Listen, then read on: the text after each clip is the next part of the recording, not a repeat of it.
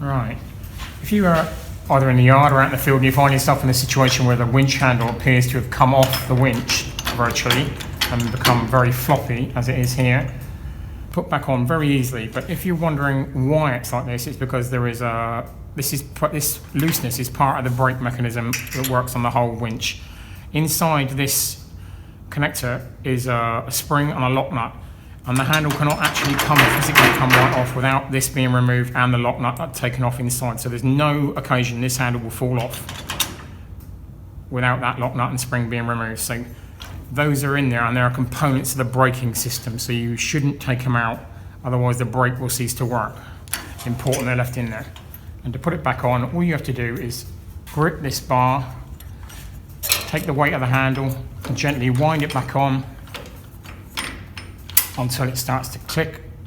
This is the braking mechanism clicking, and there you are. Wind it up, wind it down,